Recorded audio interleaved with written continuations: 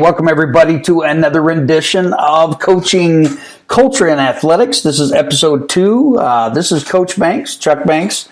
I have been coaching for years and years and years, and I want to take the time, here briefly to kind of share with the world, kind of what's going on, what's going on as far as coaching culture and athletics, why it's needed, all that sort of stuff. And today's broadcast again is going to be organized basically on a few principles. Now today, we're going to talk about a little bit about what sets great coaches, good coaches, bad coaches apart from one another, and I think that's an important concept to discuss. I read an article by It's called the Dr. G's blog, and this comes from the competitive edge or the competitive advantage in sports. And there are so many great things, accustomed to this website that I want to share with everybody, because more often than not, we hear the horror stories, when it comes from, different coaches, whether it's in athletics, whether it's youth sports, all the way up to, the pro circuit or the professional circuit. And we hear those horror stories, and then we hear the good stories.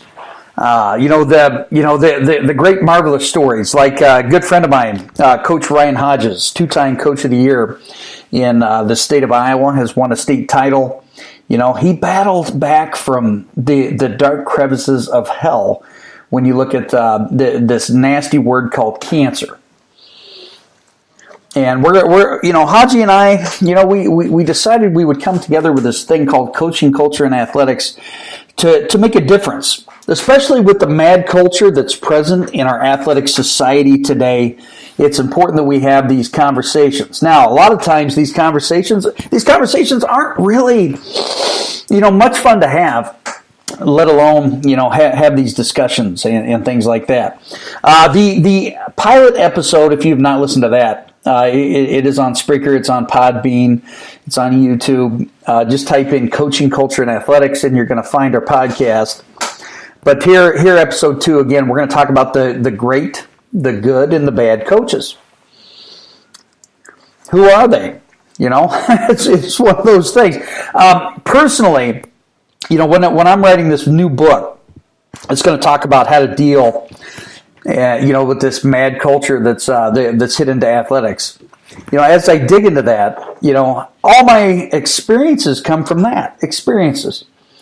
I've had, I've had the pleasure of having many great coaches, to help me align my philosophy and those sorts of things. And, again, I've had good ones and I've had bad. This Dr. G's blog kind of discusses you are not a good coach when you blank. And we'll discuss a few of those. There are a lot of coaches out there who don't have clue one about how to really coach. These individuals consistently do far more damage to young people than they do good. And here's what Dr. G says. They tear down self-esteem rather than building it up. They create an extremely unsafe learning environment for their athletes. They use fear, humiliation, and demeaning, disrespectful behaviors as teaching tools. They are emotionally and sometimes indirectly physically abusive. I've seen that. Let me tell you. They directly and indirectly pressure athletes to continue to play when injured. I've seen that as well. They regularly kill the fun and passion that their athletes once had for their sport. These coaches have lost their way and strayed terribly far from the true mission of coaching. I look back, I did coach my daughter. She did, she played Division I community college with Southeastern Community College and transferred to a Division II school, St. Benedictine in Springfield, Illinois. And she did an amazing job. But I look at a lot of the things that I would state to her. I just shake my head. And she's had bad coaches too. Coaches that would, throw their bats. Throw balls, get upset, yell profanity, stuff like that. I'll never mention any names, but those folks, it is what it is. Did I do some of those things? Perhaps, and I am extremely disappointed in my behavior. If I've ever done that to any of you folks out there, you student athletes, because I love you. I love all my student athletes that I've ever dealt with. And it goes beyond just the coaching ranks. It goes into life as well. Number 2, you are not a good coach when you call an athlete out in front of the team and tell that athlete, you absolutely suck. You're the worst shortstop, quarterback, setter, forward, keeper, etc. that I've ever seen. Oh, Lordy. Here it goes.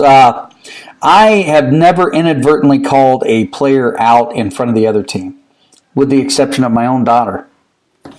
I can remember a basketball game. It was a JV game. It was the end of the season. Chelsea didn't play as much as she would have liked. And she was pissed. She made a comment, as we're getting ready to go shake hands and end the game up there at Sheridan. And she made a comment to, an assistant coach that happens to be my friend. And I took that personally because, damn it, my kids are not going to talk like that to an authority figure, blah, blah, blah, blah, blah. And I made a complete ass out of myself. And, I probably destroyed her passion for basketball. Although she didn't have much of that to begin with. I think she just played because, I was the coach. But that's one instance. And, we'll get into, parents coaching their kids, in another episode. But that was, that was beyond the line. My son, he played baseball, this youth league. I think it was T-ball back then. And he had a terrible experience from one of the coaches. And you know what? He never played again. Baseball. Baseball happens to be inadvertently my favorite sport of all time. Many folks out there that'll listen to the podcast, they'll be looking back and they'll be saying, "Hey, man, you were a football guy." No, I was a baseball guy, and to see my son's lights burn out by something that a coach did, and again, this was Pee Wee League. It's supposed to be fun. It's supposed to be exhilarating. It's supposed to be exciting. It's supposed to be developmental. And it was none of those things for my son. And looking back, that bothers me. Here's number 3. You're not a good coach if you think that the most important job as a coach is to win games. I don't care what kind of pressure to win that you face from the administration. If winning is your primary goal as a coach, you have significantly lost your way. And as a consequence, you'll actually win less. Your mission as a coach is to teach young people and help them grow as individuals so that they become better people in the world, both on and off the field of competition. There are far more important things at stake here than whether a kid wins or correctly learns the X's and O's. Good coaches teach their athletes how to be better people in the world, and they use their sport as nothing more than a vehicle for this teaching. The winning and losing outcomes are completely secondary to the teaching of valuable life lessons, playing as a team, sacrificing individual for the betterment of the team, handling adversity and failure, mastering fear and obstacles, working hard, towards a faraway goal, learning to believe in yourself, being a good sport, playing by the rules. I love this section, by Dr. G's blog. And again, we're going over you are not a good coach when. And, I've had many coaches in the past that they only believed in wins and losses. There was a time when, now, don't get me wrong, I hate to lose more than anything in the entire world. But ultimately, we're losing if it's just a win-win situation. Lots of good coaches, man. Lots of great coaches out there. Didn't necessarily have the greatest win-loss record, and the opposite holds true in regards to that as well. So I think we have to be careful with that. The next one, you are not a good coach when you place the outcome of a competition in front of the physical and emotional welfare of your players. If you pressure your athletes to play when injured, or if you demean and ignore those athletes who are too injured to play, then you are engaging in physical abuse. Encouraging your athletes to play hurt so that the team can win is a reckless behavior for you as a coach. I think we've gotten past that. You look at the concussions, and the protocol that's involved in these schools. I think we've really made headway, when it comes to this aspect. And I don't see that a whole lot. But if you do that, man, that's nuts. The next one. You are not a good coach when you allow players on your team to scapegoat and demean each other. In my very first podcast, the promo, I had mentioned, folks, that we have to have a safe environment, and it has to be safe for a kid to lose and learn from those mistakes. And also, they have to be safe when they're winning, or you get that talent component. This one's pretty scary. Good coaches create a safe environment. There's nothing safe about being on a team where teammates regularly criticize and yell at each other. Last night, I'm coaching junior high baseball. I'm not going to bring up names or whatever. But on the other team, I don't see it on my team.